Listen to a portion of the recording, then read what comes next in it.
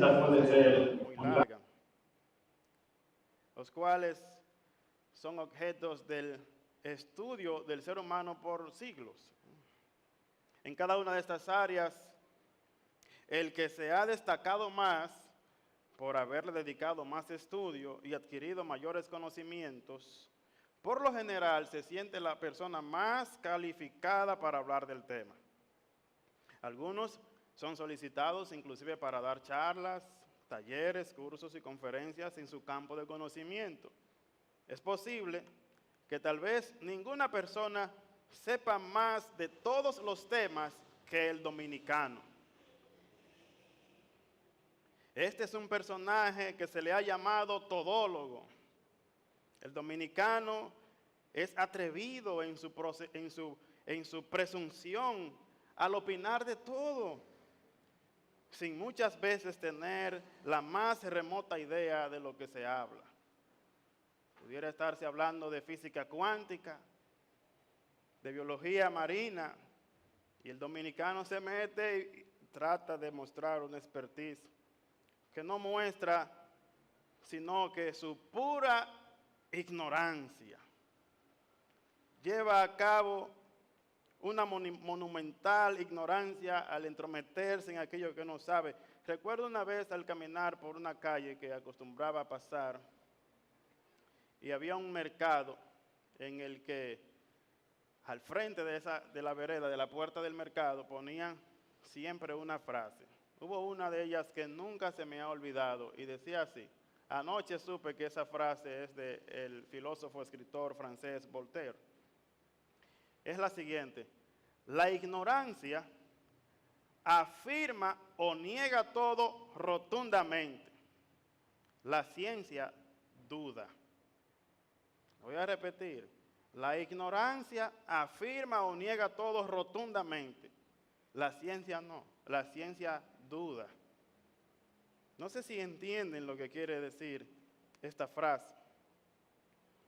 Cuando uno sin investigar afirma o niega la eficacia de un asunto, solo estamos mostrando nuestra ignorancia sobre el tema. Hay una cosa en lo particular que recuerdo con mucha decepción tal vez, y era cuando salió a conocerse los supuestos efectos de la moringa. El dominicano decía: eso cura todo, eso es lo mejor del mundo. La ignorancia afirma o niega todo. No, eso no sirve para nada, eso olvídalo. Uno de los filósofos griegos más reconocidos dijo: yo solo sé que no sé nada. En referencia a que mientras uno más aprende de algo, se dará cuenta de todo lo que desconoce al respecto. Pero ¿qué ocurre cuando hablamos del conocimiento de Dios? Porque si alguien se cree ser algo, no siendo nada, se engaña a sí mismo, dice Gálatas capítulo 6, versículo 3. Y si alguno se imagina que sabe algo y aún no sabe cómo debe saberlo, dice 1 Corintios 8, versículo 2.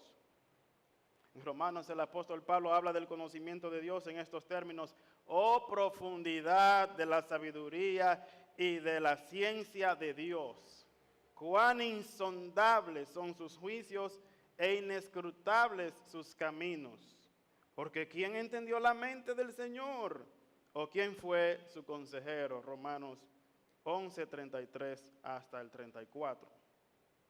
Es por esto que el Señor, por medio del profeta Jeremías, dice: así dice el Señor, no se gloríe el sabio en su sabiduría, ni se gloríe el poderoso en su poder, ni el rico se gloríe en su riqueza. Pero si alguien se gloría, gloríese en esto. Vamos a ver, Señor, ¿en qué podemos darnos por el pechito y decir de eso yo sé? Vamos a ver. Gloríese en decir que me entiende y me conoce. Pues yo soy el Señor que hago misericordia, derecho y justicia en la tierra, porque estas cosas me complacen, dice el Señor.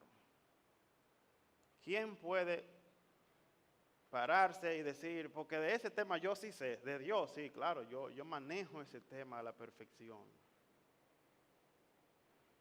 Esto, mis hermanos, nos humilla, pues nunca llegaremos a conocer a Dios de una manera tan grande y completa en la que podamos decir, yo sé cómo es Dios.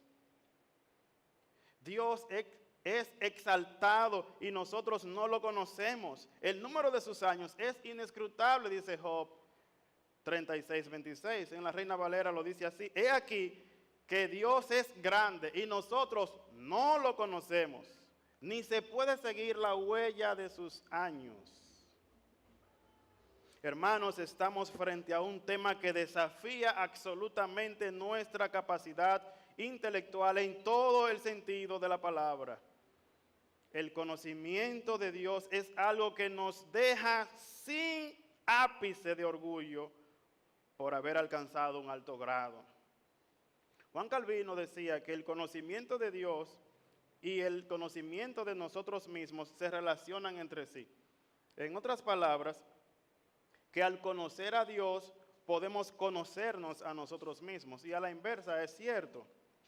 Si tenemos un conocimiento real y verdadero de nosotros mismos, entonces vamos a poder tener un conocimiento de Dios de una manera objetiva. Eso nos haría mirar a Dios, quien nos creó, quien nos sostiene y quien es la única fuente y manantial de todos los bienes y de nuestra satisfacción plena. ¿Quién de nosotros puede decir que se conoce plenamente a sí mismo? Yo sí me conozco. Yo recuerdo que la gente cuando lo están provocando dice, mira, no me provoque que yo me conozco. Si algo sabemos acerca de nosotros mismos, es lo que dice Jeremías 17:9. Engañoso es el corazón más que todas las cosas y perverso. ¿Quién lo conocerá? 3 características del corazón. No porque yo me conozco. El corazón es engañoso, característica número 1. Te da la apariencia de una cosa y es otra. Uno piensa que es algo y en realidad no es ese algo. Además es perverso el corazón, segunda característica. Uno se cree más bueno de lo que en realidad es. Y tercera característica, el corazón es desconocido. ¿Quién lo conocerá? El corazón. El único que lo conoce es el que dice aquí, yo Jehová que escudriño la mente y el corazón. Solamente Dios conoce nuestro corazón. Ninguno de nosotros se conoce a sí mismo. Solo basta con que se nos presente una situación inesperada para darnos cuenta de aquello que no sabíamos que éramos capaces de decir o de hacer. Ay, pero yo no sabía que yo era capaz de hacer tal cosa. Si no podemos conocernos a nosotros mismos, ¿cómo podremos conocer a Dios? Lo primero es que Dios sí se conoce plenamente a sí mismo. Oiga lo que estoy diciendo. Dios sí se conoce plenamente a sí mismo. Estamos hablando de un ser infinito, eterno, todo suficiente, un ser inmenso, que es insondable. No se puede tirar una sonda para ver cuánto es que falta para llegar al fondo. Es como los marineros que tiran ahí, vamos a tirar la sonda a ver, hay 15 brazas, hay 20. En Dios no podemos hacer eso, nunca va a llegar la soguita. Es un ser infinito. Pero Él se conoce a sí mismo. Y que Él se conozca a sí mismo es algo sumamente grande, hermanos. Esto será un tema de lo que hablaremos en otro sermón de manera específica y detallada. Sin embargo, cabe destacar lo siguiente. Dios es omnisciente, que quiere decir que todo lo sabe, todo lo conoce. Dios se conoce a sí mismo perfecta y absolutamente. Sabe todo lo que se puede conocer acerca de Dios. ¿Cómo reaccionaría bajo una situación particular? Dios sabe cómo reaccionaría. Por eso no se sorprende de nada. A nosotros hay cosas que nos agarran de sorpresa. ¡Ay! Dios no coge esa porque Dios lo sabe todo. Usted se sorprende porque fue un factor inesperado. Usted no sabía que venía por ese lado. Recuerdo cuando éramos adolescentes, siempre jugábamos de mano, lo que siempre nuestros padres nos dicen, no jueguen de mano, pero siempre jugábamos de mano. Y nos encantaba hacer de Bruce Lee y karateca y hacíamos un montón de musaraña con las manos para después dar una patadita por abajo. Entonces, la persona esperaba el golpe arriba y la patada salía abajo, entonces. Pero a Dios no le pasa eso. Usted puede hacer toda la musaraña que usted quiera por arriba y Dios va a atajar la patada abajo. Dios sabe qué es lo que usted va a tirar. Hermanos, Dios sabe las profundidades más secretas de su ser. Él se conoce tan perfectamente que le dijo a Moisés, cuando Moisés le pidió su carta de presentación para decirle al faraón y a los israelitas, ¿y cómo se llama el Dios que te envió? Dios le dijo así, yo soy el que soy. ¿Qué definición? Ninguno de nosotros podemos decir, yo soy el que soy. Usted no sabe ni lo que usted es, ni yo tampoco. Pero Dios sí puede decir, yo soy el que soy. Soy el mismo. No he variado ni puedo variar en lo más mínimo, porque Él es un ser absolutamente perfecto. Y añadió, así dirás a los israelitas, yo soy, me ha enviado a ustedes. Éxodo 3:14. Ustedes ni yo sabemos quiénes somos, pero Dios dice, yo soy el que soy. No es algo ligero esto, mis hermanos, amados. El conocimiento que Dios tiene de sí mismo es un conocimiento eterno, inalcanzable, infinito, inescrutable, insondable, perfecto, completo y exhaustivo acerca de sí mismo. ¿Quién sino Él puede conocerse plenamente? Dice la palabra de Dios allí en Mateo 11:27. Todas las cosas me han sido entregadas por mi Padre. Jesús está diciendo esas palabras. Todas las cosas me han sido entregadas por mi Padre y nadie conoce al Hijo sino el Padre. Ni nadie conoce al Padre sino el Hijo y aquel a quien el Hijo se lo quiera revelar. Aquí hay dos tipos de conocimientos. Un conocimiento que es alcanzable para nosotros es el conocimiento salvífico. Aquel a quien el Hijo se lo quiera revelar al Padre para que pueda llegar a la salvación, que consiste en conocer a Dios, la vida eterna es conocer a Dios y a su Hijo. Pero aquí hay un conocimiento del que no somos capaces, y es el conocimiento que el Padre tiene del Hijo. El Padre conoce plenamente al Hijo. Mire, por más años de casados que usted tenga con su pareja, usted no la va a conocer nunca. No se conoce a usted, menos va a conocer al otro. En un momento menos pensado le sale con un disparate.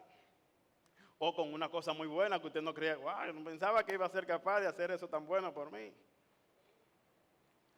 Pero el Padre y el Hijo tienen una comunión perfecta y eterna en la que se conocen eterna y plenamente el uno al otro. Dice primero a los Corintios 2, 10 y 11, pero Dios nos las reveló por medio del Espíritu, porque el Espíritu todo lo escudriña, aún las profundidades de Dios. Porque entre los hombres, ¿quién conoce los pensamientos de un hombre sino el espíritu del hombre que está en él? Asimismo, y aquí atención, asimismo nadie conoce los pensamientos de Dios sino el Espíritu de Dios. Hermanos, el Espíritu Santo sí puede tirar la sonda y llega hasta el final del conocimiento de Dios. La de él sí llega, la de usted mía, y la de usted y la mía no. Si es que se le puede decir final a eso, porque es infinito, reiteramos. Como mencioné, este será un tema de otro sermón, pero lo que ahora nos atañe es el hecho de que si no podemos conocernos a nosotros mismos, ni mucho menos al Dios infinito, ¿cómo es que podemos tener un acceso a un conocimiento verdadero de Dios? ¿No le intriga esa pregunta? Entonces, ¿cómo vamos a conocer a Dios si esas cosas no se pueden? Ya sabemos que no podremos tener un conocimiento completo de Dios, pero podemos conocer algo verdadero acerca de Dios. No pleno, pero sí verdadero. La respuesta a esta intrigante pregunta es un reverente sí, sí se puede. Dios se ha dado a conocer y es la razón de ser de la Biblia, mis hermanos. Dicho de otro modo, Dios nos ha dado su palabra escrita para que podamos conocer de manera verdadera quién es Él. La creación, además, es como un gran dedo que apunta a Dios. Toda la creación apunta a Dios, visible e invisible. Los cielos cuentan la gloria de Dios y el firmamento anuncia la obra de sus manos, dice Salmo 19, versículo 1. Pero lo que se conoce acerca de Dios es evidente dentro de ellos, pues Dios se lo hizo evidente, porque desde la creación del mundo, sus atributos invisibles, su eterno poder y divinidad, se han visto claramente, siendo entendidos por medio de lo creado, de manera que ellos no tienen excusa. Todo ser humano tiene un conocimiento de Dios por medio de la creación y porque Dios dentro de cada ser humano ha puesto ese sentido de que hay un Dios. Por eso es que la Biblia dice que es el necio el que dice en su corazón no hay Dios. Porque es una necedad negar a lo que es evidente dentro de nosotros. ¿Y cómo te pones a negar lo que no existe? ¿Por qué gastas tu tiempo? Pero es una cuestión de corrupción moral. Yo no quiero que Dios exista. Me conviene que Dios no exista. Entonces voy a tratar de borrarlo de mi mente para yo poder hacer lo que yo así quiero. Nada en el mundo, mis hermanos, es más valioso que tener un conocimiento verdadero acerca de Dios. No sea que nos encontremos adorando a un Dios desconocido. No hay nada más valioso que tener un conocimiento verdadero de Dios. No estamos hablando de mucho o poco. Un conocimiento verdadero de Dios. No hay nada más valioso que eso. Porque si no tenemos ese conocimiento, podríamos estar adorando un ídolo creado de nuestra imaginación. Pablo le dijo a los atenienses, observo que ustedes son muy religiosos, tienen un altar para todo. Y aquí hay uno hasta un Dios que no conocen. Pero a ese que yo le predico, porque ustedes no conocen ese Dios. Ese Dios no se puede adorar, ni recibe adoración, ni necesita un templo. Dios no necesita nada. Por lo tanto, mis hermanos, aquí pueden haber muchos religiosos y pocos adoradores en este lugar. Porque Jesús dijo a la mujer samaritana, ustedes adoran lo que no conocen. Nosotros adoramos lo que conocemos, porque la salvación viene de los judíos. Pero la hora viene y al Padre en espíritu y en verdad. Porque ciertamente a los tales el Padre busca que lo adoren. Dios es espíritu. Y los que lo adoran deben adorar en espíritu y en verdad. Juan 4, 22 al 24. ¿Está usted seguro o segura de que este es el tipo de adoración que usted está ofreciendo? La adoración espiritual y en verdad. ¿O usted está adorando a un Dios que usted se imagina que es como usted se lo ha creado? Dios es así. ¿Es usted ese tipo de adorador que el Padre está buscando en espíritu y verdad? Reiteramos.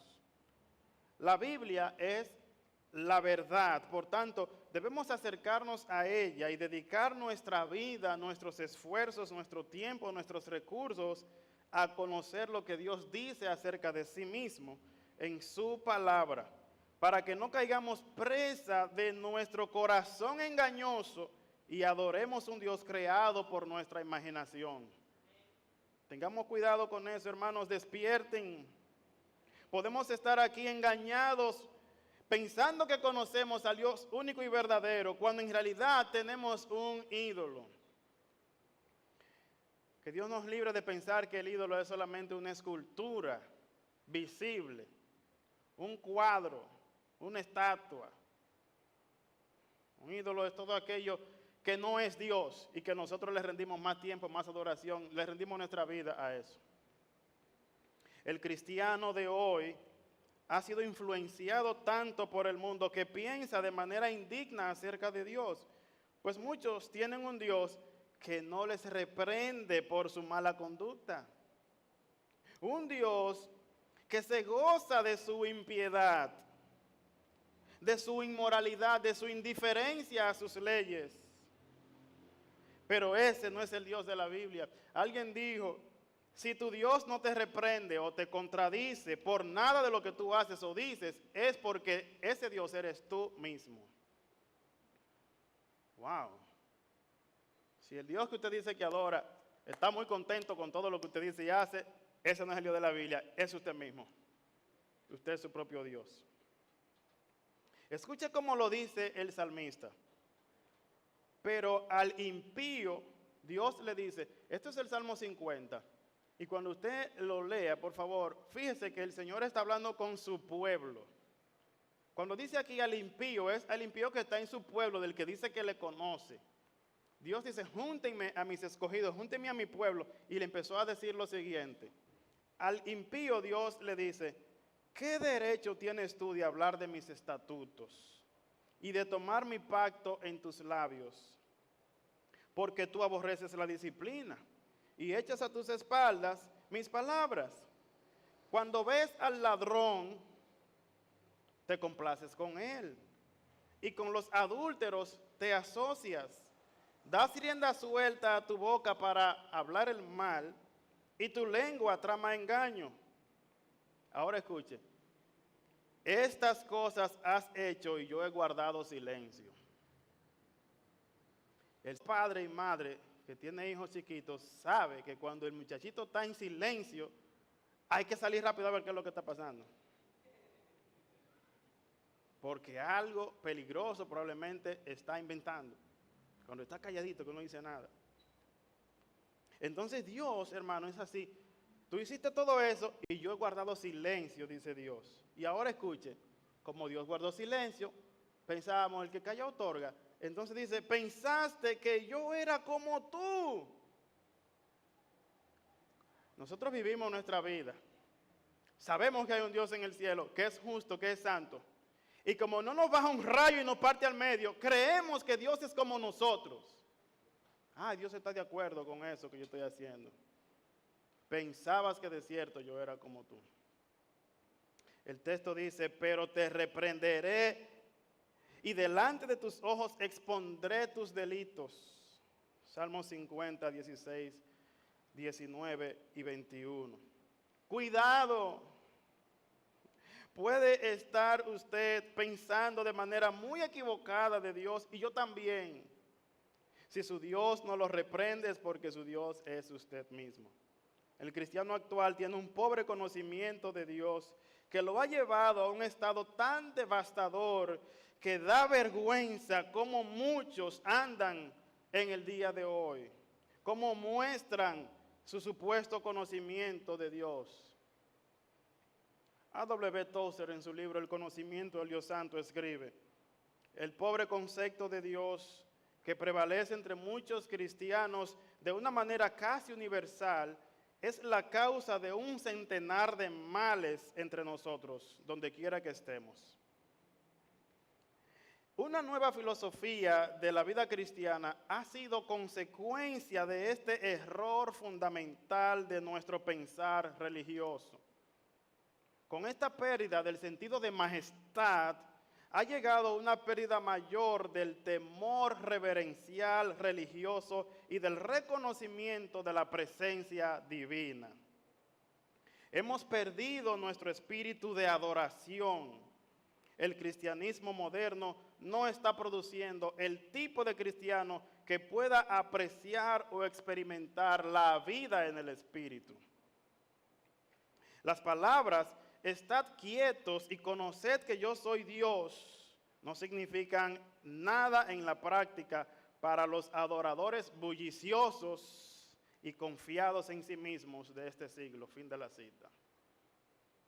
Oh, mis amados, necesitamos recuperar ese sentido sobrecogedor de asombro ante la majestad indescriptible y maravillosa de nuestro gran Dios. ¿Saben ustedes para qué está escrito el Génesis? Está escrito para decirle al pueblo de Israel que Dios fue el que los rescató a ellos de Egipto. Moisés escribió el Génesis. Moisés no estaba ahí cuando esas cosas pasaron. Pero Dios le reveló esas cosas a Moisés para que él le comunicara al pueblo, miren, este Dios, que es eterno, que en el principio le dio origen a todas estas cosas, es el Dios que los sacó de Egipto y ese es su Dios. Ese es el mismo Dios que hundió al mundo en agua por su perversión. Pero es un Dios misericordioso, preservó la humanidad con Noé y su familia. Y es el mismo Dios que le hizo una promesa a Abraham. Y le dijo, en tu simiente serán benditas todas las familias de la tierra. Ustedes tienen que saber qué Dios es el que dice, yo soy el que soy. Es ese Dios de Génesis. Por eso está escrito ese libro ahí. Es ese Dios que le prometió a Abraham que su pueblo iba a ser esclavo 400 años en una tierra extranjera, pero que Dios al cabo de ese tiempo lo iba a sacar de allí con brazo fuerte y mano poderosa. Puede consultar eso en Génesis capítulo 15, versos 13 y 14. Él es un Dios santo, que de ningún modo tendrá por inocente al culpable. Así como no se hizo de la vista gorda cuando Adán y Eva pecaron, sino que los juzgó y los expulsó del huerto, no sin darles una promesa de que enviaría un Salvador y que aplastaría para siempre la cabeza de la serpiente. Entonces, pasó Dios, escuche cómo dice esto, Éxodo 34, 6 y 7. Entonces pasó Dios por delante de él, de Moisés. Moisés le dijo, Señor, después de que Moisés había visto tantas cosas de Dios, que quiero ponerlo en contexto. Ustedes recuerdan qué pasó con Moisés, cómo fue su encuentro con Dios. Moisés estaba pastoreando las ovejas de su suegro Jetro en el desierto. Hermano, y lo que él vio no era una cosa extraordinaria. Las zarzas se prendían, en el desierto cogían fuego. Lo que pasaba con esta zarza era que no se consumía y por eso fue que Moisés se queda ahí. Ya hace rato que esa zarza debió consumirse. Hay algo que está raro ahí. Entonces se acerca y la zarza no solamente no se consume, sino que le habla. Moisés, cuidado con lo que va a hacer. Quita el calzado de tus pies porque el lugar que estás pisando es santo.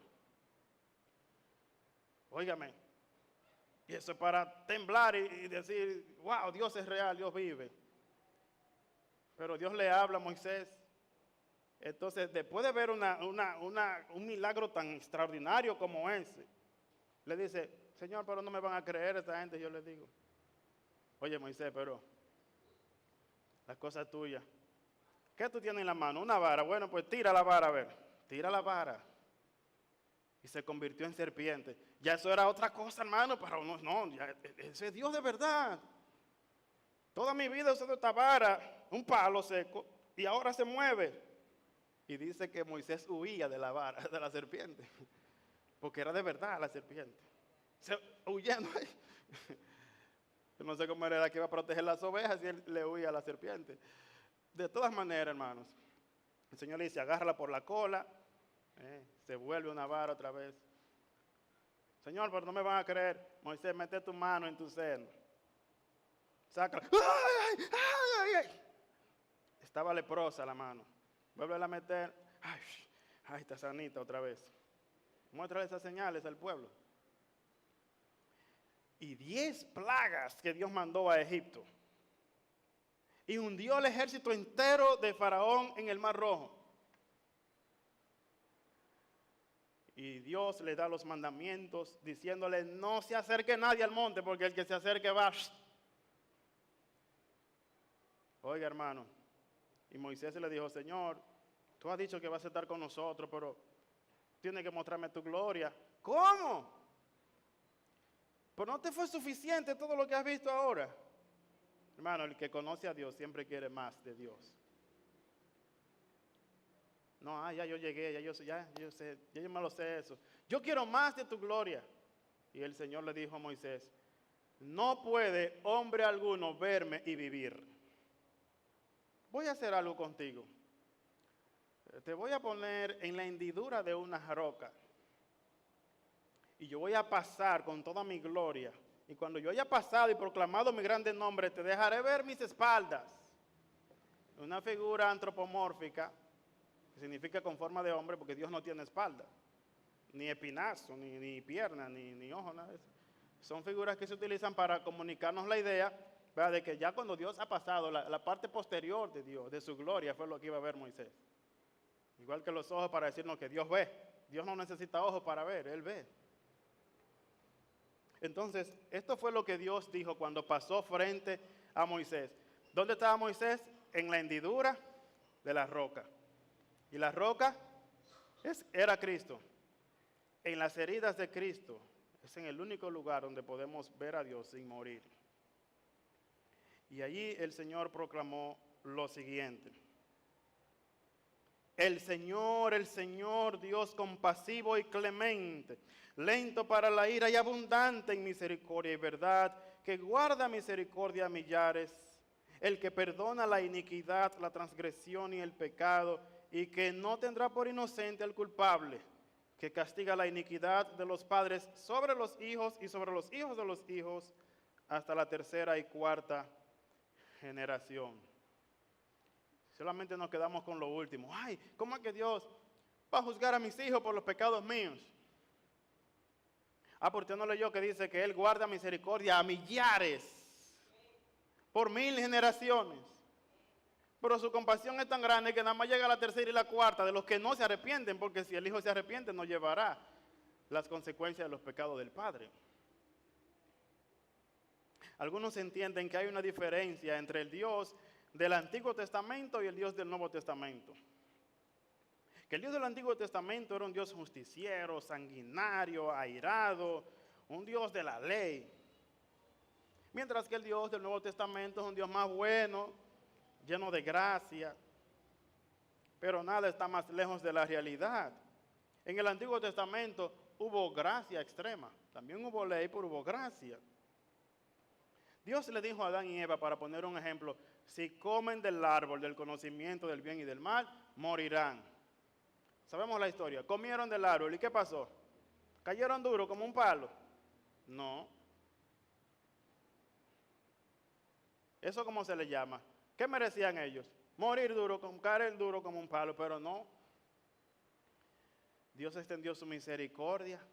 Y no solo que no los mató ahí mismo, lo cual sería justo, sino que además les hizo una promesa de salvarlos. Y mató unos animales para vestirlos con ropas de animal, porque lo vistió con pieles de animal. Hubo un sacrificio allí, para indicar que la paga del pecado es la muerte y que un inocente tendría que morir por el culpable. Así es como Dios puede perdonar la iniquidad. ¿Cómo puede un Dios que es santo, que es justo, perdonar al pecador culpable? Esa es la ecuación más difícil de contestar en la Escritura. Ahí tenemos un ladrón, se metió a mi casa, se llevó unas cuantas cosas, maltrató a la familia, pero unos vecinos lo vieron, habían cámaras de seguridad, la policía actuó rápido, lo atrapó, lo encontraron con las pertenencias.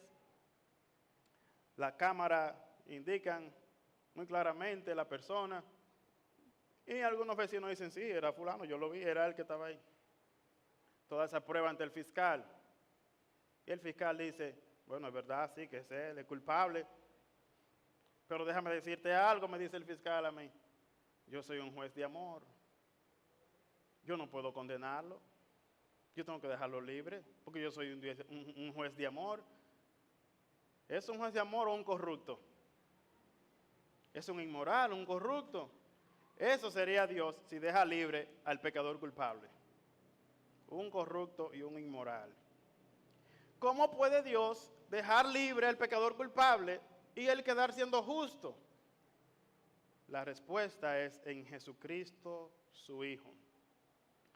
Porque el Dios del Antiguo Testamento es el mismo Dios del Nuevo Testamento. En el Nuevo Testamento también hay ley. Hay cosas que el cristiano no debe de hacer y hay cosas que tiene que hacer porque Dios se las manda. Y también hay gracia. Pero, aunque Dios cargó muchas veces el pecado y la paga el pecado sobre personas particulares y sobre muchísimos animales, en el Antiguo Testamento, Él mostró con mayor claridad lo severo que Dios es con el pecado. Porque esta vez, en el Nuevo Testamento, Dios no juzgó a los que sí se lo merecían, juzgó al que no se lo merecía. Mató a su propio hijo. Eso es un grado más alto, hermanos. Dios mató a su propio hijo. Si eso usted no lo entiende, es porque no conoce al Dios de la Biblia.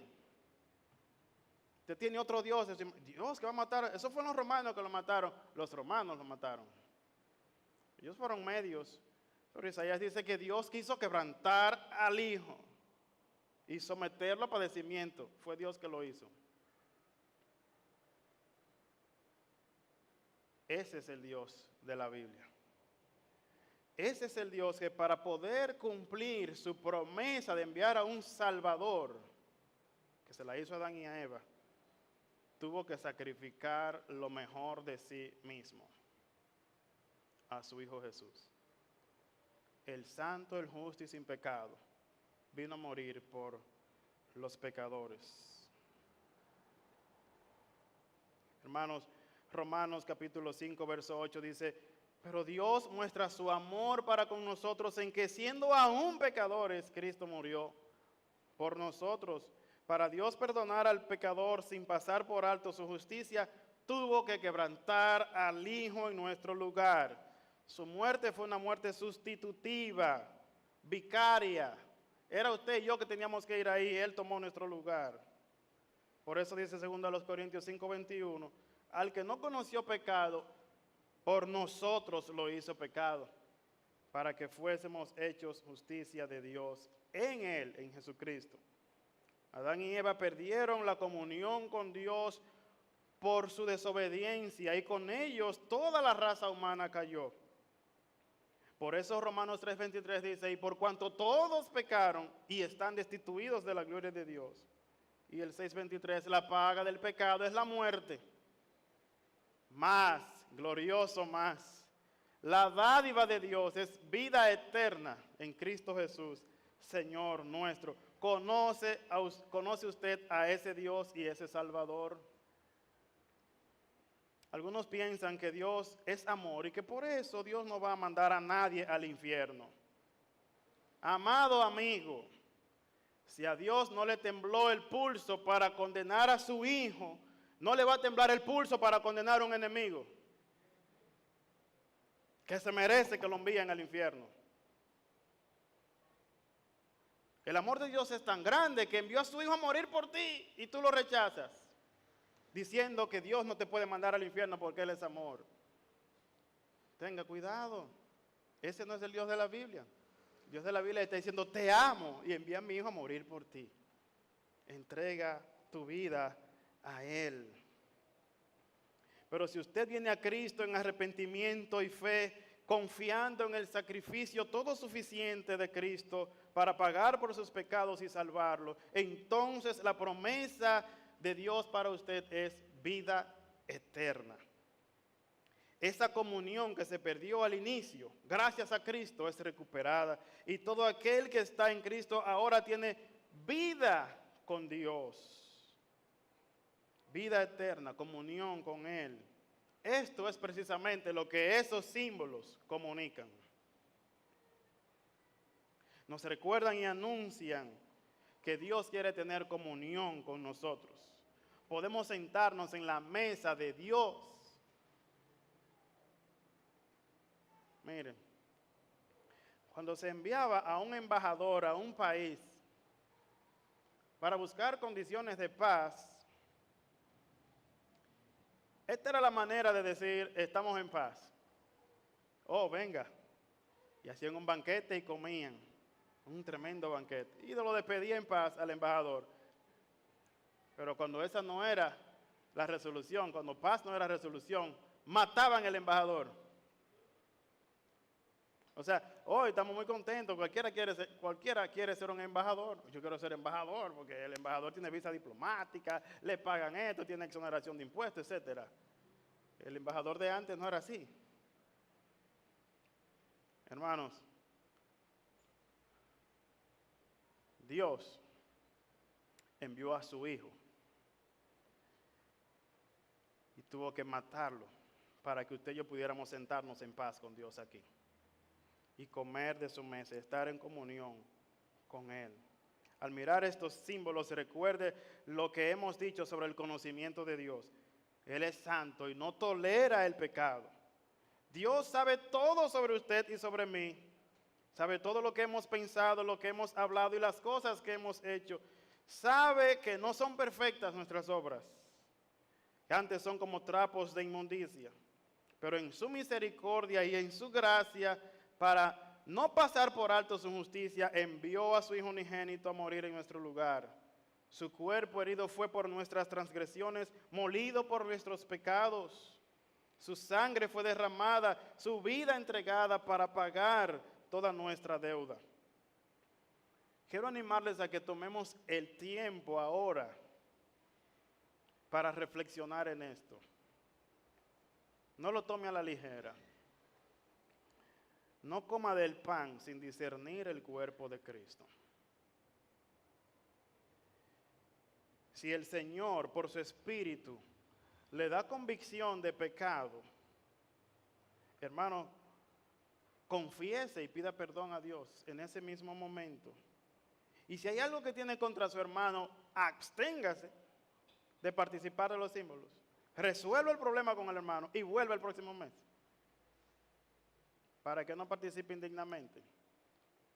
Ese es el Dios Santo. Por lo demás, participemos con gozo, acercándonos confiadamente al trono de la gracia, porque el Salvador nos reconcilió con Dios. Podemos acercarnos a Él, así que meditemos un poco, hermanos, y pensemos en ese Salvador que nos compró y nos lavó con su sangre de todos nuestros pecados, y a Él sea la gloria por los siglos de los siglos. Amén. Padre amado, el conocimiento tuyo es demasiado alto para mí. No lo puedo comprender, como dice el salmista. Él mirando el conocimiento de sí mismo, cuando él pensaba sobre la maravillosa creación, él decía, Señor, te alabaré porque formidables y maravillosas son tus obras, estoy maravillado y mi alma lo sabe muy bien. Tal conocimiento es demasiado alto para mí y sublime, no lo puedo entender. Pero tú has querido revelarte, Señor, y lo que dices de ti mismo es verdadero y tu palabra es la verdad y Jesucristo es la verdad. Y si estamos en Jesucristo y en tu palabra, estamos en el verdadero Dios y en la vida eterna. Ahora, Señor, permítenos participar de estos símbolos con una conciencia de hombres y mujeres lavados por la sangre de Jesucristo. Porque ninguno aquí es digno. Solo tú eres digno de sentarte en tu mesa y tener comunión contigo mismo. Pero nos has invitado al meternos en las heridas de Cristo, podemos disfrutar de comunión contigo.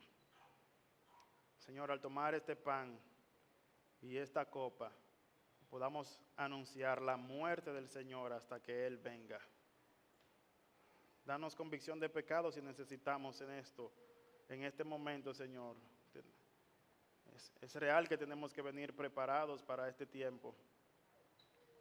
Pero si no ha sido así, que este minuto nos sirva para estar a cuentas contigo.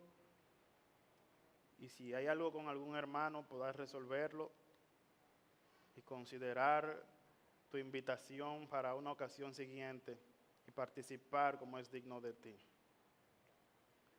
Gracias, Señor, por tu amor y misericordia mostrados en Cristo, y en su nombre oramos. Amén. Amén. Quedamos en esa misma actitud y posición para pensar un poco en lo que significan estos símbolos, y luego de eso nuestros hermanos diáconos y servidores van a hacernos llegar a cada uno los símbolos para que participemos de esta gloriosa cena del Señor.